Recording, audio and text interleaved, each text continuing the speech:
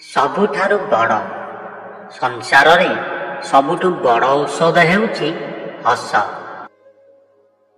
ସବୁଠାରୁ ବଡ଼ ସମ୍ପତ୍ତି ବୁଦ୍ଧି। ସବୁଠାରୁ ବଡ଼ ଅସ୍ତ୍ର ଧୈର୍ଯ୍ୟ।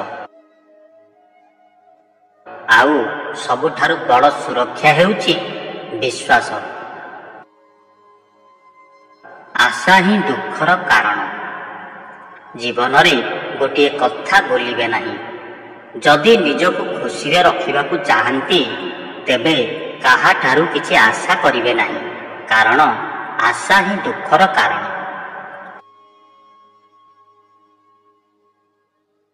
ଆଶା ସମସ୍ତଙ୍କ ଠାରୁ ସବୁ ଜିନିଷ କେବେ ଆଶା କରିବା ଉଚିତ ନୁହେଁ, କାହିଁକି ନା ଲୋକ ଏଠି ମୁହଁରେ ଗୋଟେ କଥା କୁହନ୍ତି କିନ୍ତୁ ମନରେ ଆଉ ଗୋଟେ କଥା ରଖିଥାନ୍ତି। ବନ୍ଧୁତା ସମସ୍ତେ ଦୁଃଖ ଦେଇପାରନ୍ତି କିନ୍ତୁ ଦୁଃଖ ସହିବାର ଶକ୍ତି ସମସ୍ତଙ୍କ ପାଖରେ ନଥାଏ।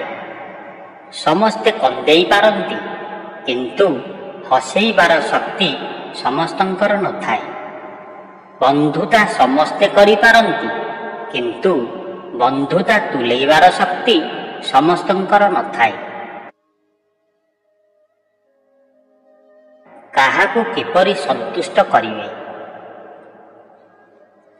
ଜଣେ ଲୋଭୀ ବ୍ୟକ୍ତିକୁ କିଛି ବସ୍ତୁ ଉପହାର ଦେଇ ସନ୍ତୁଷ୍ଟ କରାଯାଇପାରେ। ଜଣେ କଠୋର ବ୍ୟକ୍ତିକୁ ହାତ ଯୋଡ଼ି ସନ୍ତୁଷ୍ଟ କରାଯାଇପାରେ। ଜଣେ ମୂର୍ଖ ବ୍ୟକ୍ତିକୁ ସମ୍ମାନ ଦେଇ ସନ୍ତୁଷ୍ଟ କରାଯାଇପାରେ। ଆଉ ଏକ ବିଦ୍ୱାନ ବ୍ୟକ୍ତିକୁ ସତ କଥା କହି ସନ୍ତୁଷ୍ଟ କରାଯାଇପାରେ।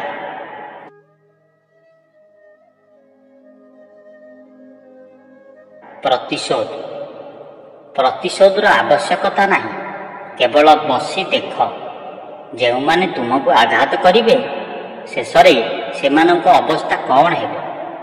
ଯଦି ତୁମେ ଭାଗ୍ୟବାନ ଥିବ ଭଗବାନ ତୁମକୁ ଦେଖିବା ପାଇଁ ସୁଯୋଗ ନିଶ୍ଚୟ ଦେବେ। ଖରାପ ସମୟ ମଣିଷକୁ ଯେଉଁ ଶିକ୍ଷା ଦେଇଥାଏ ତାହା ପୃଥିବୀରେ କୌଣସି ପୁସ୍ତକରେ ନଥାଏ। ସେଥିପାଇଁ ଖରାପ ସମୟକୁ ଅତ୍ୟନ୍ତ ଧୈର୍ଯ୍ୟର ସହିତ ମୁକାବିଲା କରିବା ଉଚିତ।